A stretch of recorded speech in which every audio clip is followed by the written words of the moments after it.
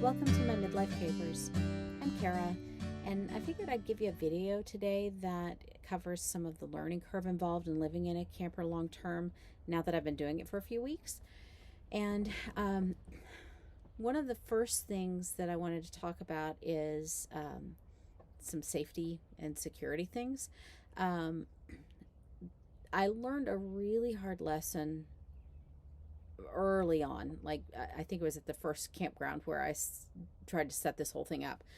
I was in a hurry because it had taken a long time to get the camper in place. It was my first time backing it up, and rain was coming in, and so I rushed, and I had the brilliant idea of just climbing over the tongue while the Jeep was still attached to the camper.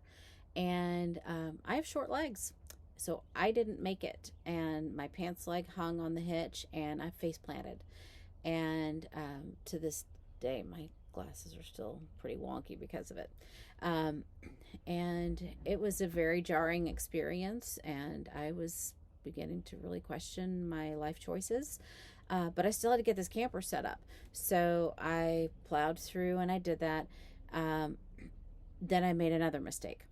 I was not thinking about the fact that I needed to get the pouch for the awning open. And so I didn't do that until after I had already cranked up the roof, which meant that that thing came crashing down and smacked me in the forehead. I had a big goose egg on my forehead for a while. And I've since found that there are some of the support poles that don't work well, so I'm not using the awning at this point unless I can get it replaced. But that had nothing to do with why I had that accident. I just was in a hurry. And being in a hurry is a great way to make lots of mistakes, because there are some critical pieces of the setup and takedown process that have to happen, and kind of have to happen in a certain order so that you make sure that when you move with that camper, it is going to come with you safely. And one of those things is making sure that the ball and the hitch are locked and secure. And mine is very particular. If it's not perfectly aligned, it won't grab, but it can look like it has. And I've had a couple of occasions where that happened and had some pretty disastrous results because of it.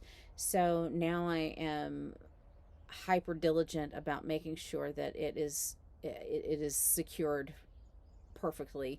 And that can sometimes mean a lot of adjusting and correcting and shifting and realigning.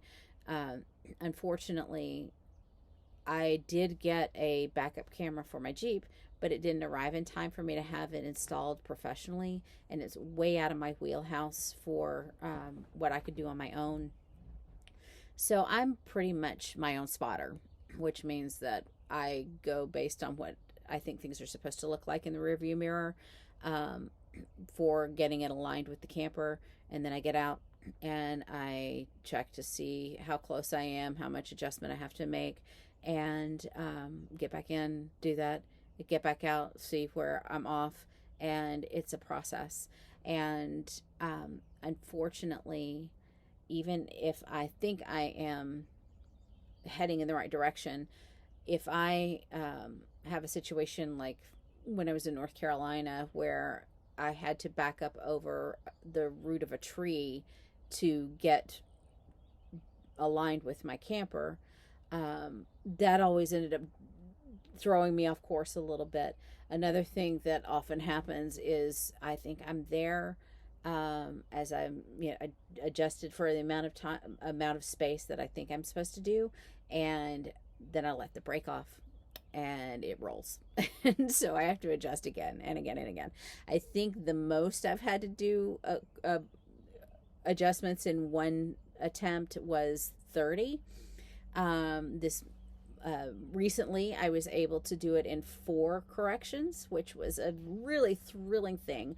And when that ball and hitch grabs the right way, it is such a comforting feeling, because I know when I leave, the camper is going to come with me and it's going to be safe. But that is that's been quite an ordeal. The actual setup of the camper and takedown is, I haven't had any real disasters with that, even if I'm doing things not quite right or out of sequence. I did get a tutorial from Dayton and the guys at Idaho Falls Camping World, where I bought my camper. They were great and made sure I had all that I needed for setting out on the road, and I really appreciate all of their help.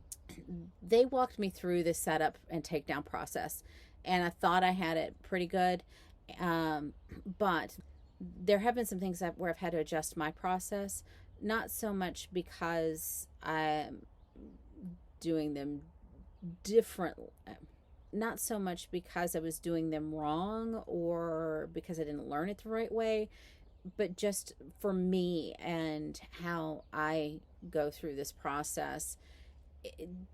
I've adapted certain things to make it a smoother process for what I'm capable of doing. And a big part of that is in prep the night before. I start by taking all the clothing off of the rack in my storage bunk and folding it up into a plastic tote. I leave them on the hangers so that they go right back up on the rack at the next place really easily. And the tote was actually the packaging for a comforter set that we had left over. And it fits perfectly. And I moved that into the car along with my shoe tote into the car, and then I take down all of my computer stuff, make sure I'm done with my work for the evening, and get everything packed up there, and then that goes into the car so that I'm not tripping over those things. Once I do that, then I'm able to take down the table that I use for my desk and put the things that go under it in place. The bin I use for all of my office stuff, my little library, goes under there, and the bin where I keep all of my beverage stuff goes under there, and the printer and the gas stove and toaster oven and a few other things, they tuck in there really nicely. And then I put the table down and the cushions over it, and then I have a flat surface for storing my monitor and my Starlink satellite and some other things that aren't really thick and that fit perfectly under the bunk as it's pushed out over it. And so I get as much of that done as I can the night before so that I'm ready to go. I also, all the things that are on the countertops that are going to go in the cavity of the sink when I fold it down, I get that on the countertop that I've cleared with all of my cooking stuff. And it's ready to go into the sink when I'm able to fold it down in the morning. And then when I get up in the morning and I'm ready to go, I usually try to start by about 7:30 or 8, and that typically allows me to be on the road by about 9 o'clock. And then the distance between most of my stops is somewhere in the neighborhood of 4 to 5 hours of drive time on back roads. And that by getting on the road around 9, I'm usually at my new campground right around check-in time, which is early afternoon, and that's plenty of time to be able to get set up and settled in and have a restful evening. And that works really well. So that's kind of my timeline for the morning. And what I do in the morning is I pull the rest of the stuff off of the bunks, prep them, get the poles out. I have forgotten to do that a few times before putting everything on the floor that's going to live there while we're traveling. And that's a big headache because I have to climb over stuff, and I end up smacking myself in the head or something. It's just, it's a whole thing. So I prep the bunks, and then I'm able to fold the sink down, fill that cavity, and then I can tuck in underneath Munch's litter box and his bed and other things that that fit nicely in there. I also have a tarp that I use in some spots as kind of a rug, or an outdoor rug. Um, and I fold that up and I put it on the floor under the sink, because inevitably there's going to be some water left over in the hose that will drip out. And then when I bring the gray water tank and the hose that hooks up to the water outside in to the camper, they're going to have some water that drips, and so that tarp is nice for catching all of that.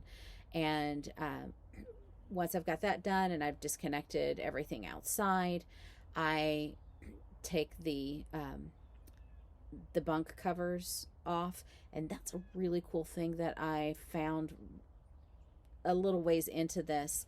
I discovered an important need there that I'll talk about in a minute. But I take those off and then start the collapsing process. And that makes everything go a lot more smoothly.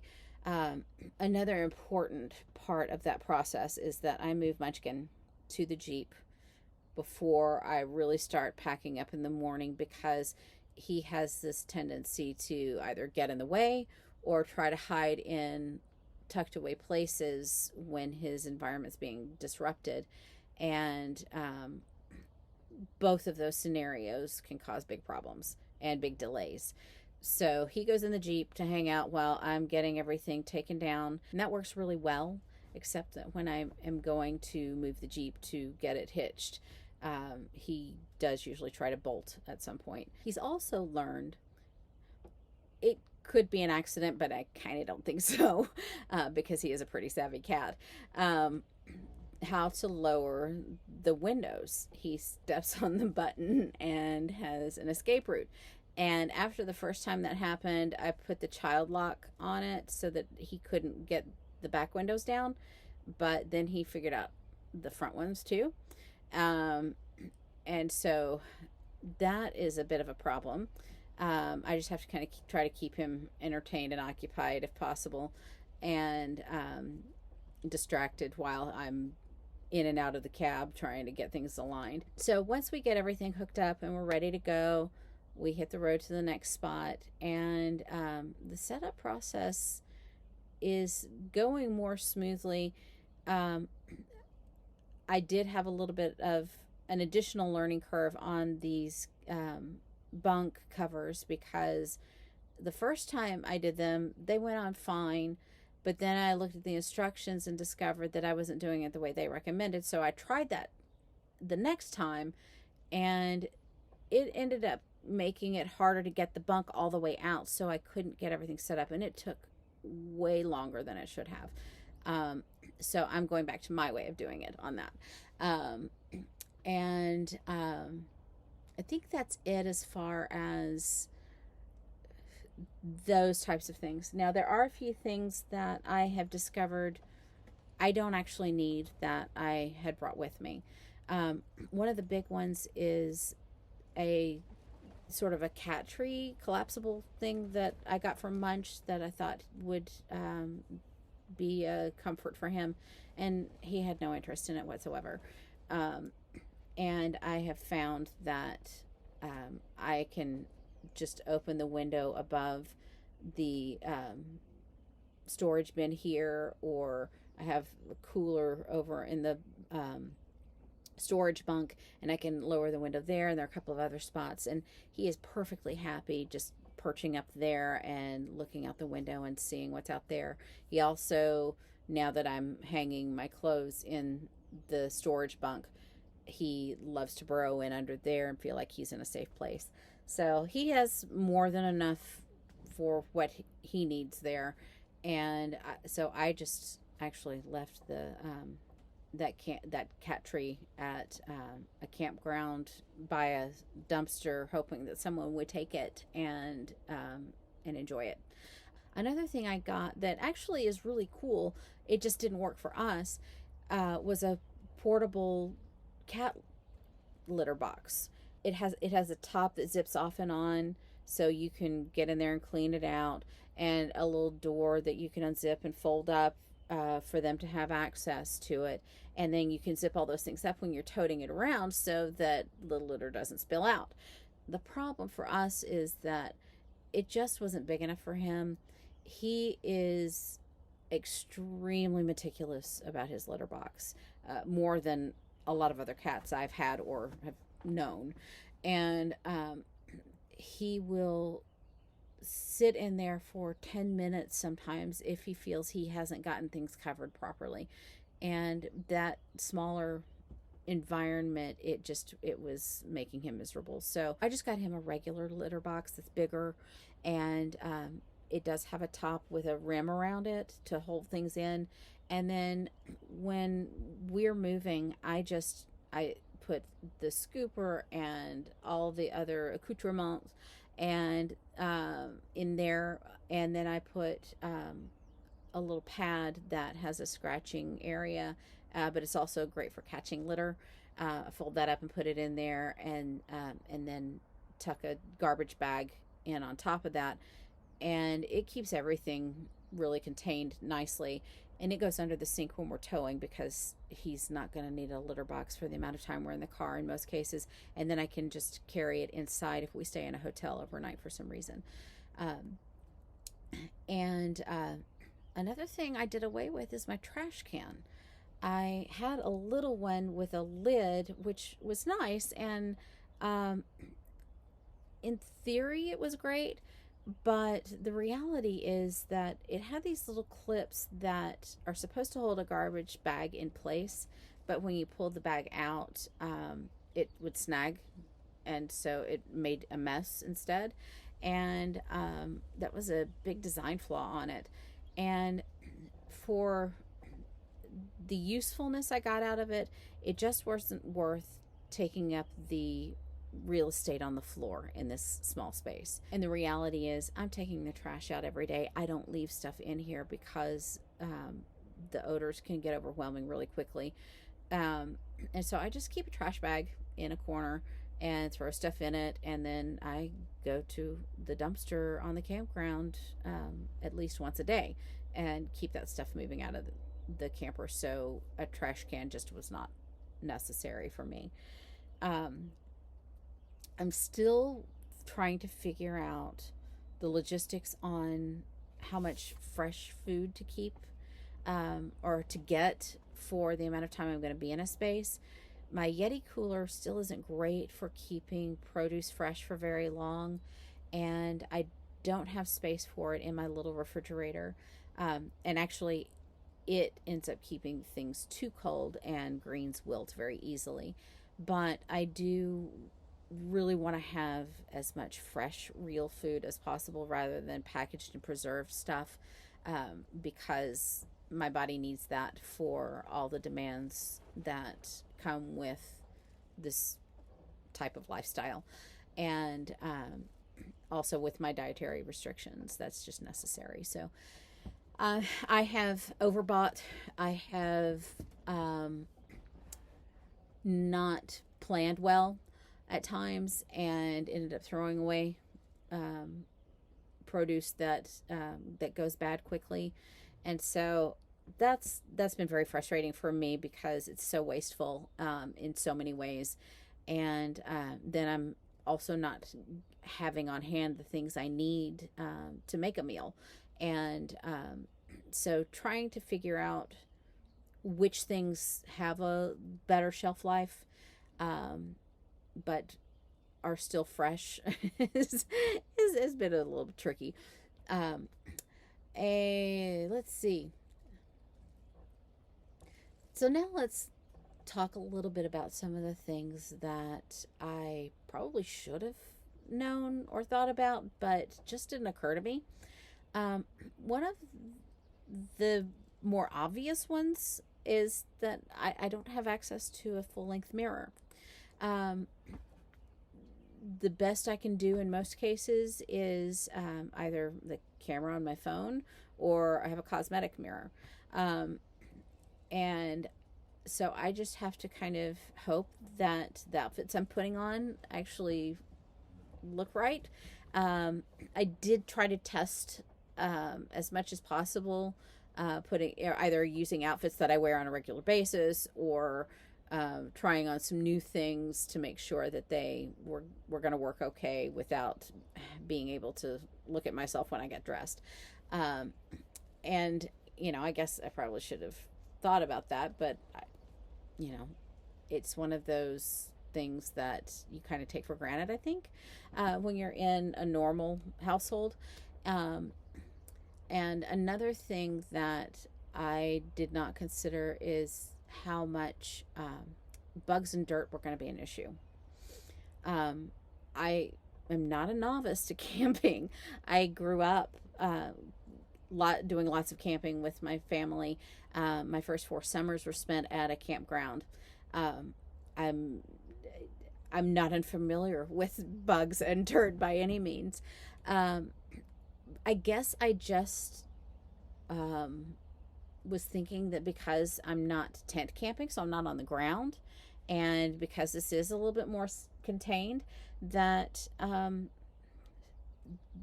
those things wouldn't make their way inside as easily as they do. And bugs don't bother me. I happily just escort them out the door when they come in, if I can catch them and wrangle them. But they're a big issue for Munch. He is very tenacious about chasing them around the camper, and that creates lots of problems when you kind of have a Tetris stacking situation for all of your stuff in a setting like this. So we have tangled a good bit on that. One of the things that helped is these covers for the bunk, because not only do bugs get inside, but they also fly around outside and cast shadows inside. And he is just as content chasing those as he is the actual bugs. And that makes life a little complicated for us. The tent cover, or the tent end covers, also help with managing temperature in here. Keeps the cold in the heat and keeps the heat in during the cold. And they have helped manage the sunlight creeping in as well. Now that we're getting into these longer days, the sun is waking me up way before I'm ready to. In fact, when I was in Maine, the sun was coming up before 5 a.m. And that was just a bit too early for me. I don't sleep too late, but 4:30 is not my ideal time for getting up in the morning. So they have been really great for that. So anyway, they are one of my favorite new additions to my whole setup and rig here. So I think that pretty well covers the things that I have gotten rid of or added recently as I've been living in this situation. And they're making a big difference, and I'm sure I will figure out more as I go along, and I will share those as I make new discoveries or learn new lessons, hopefully not the hard way. That is I guess about all for today. I will check in again soon, and I'll see you on the road.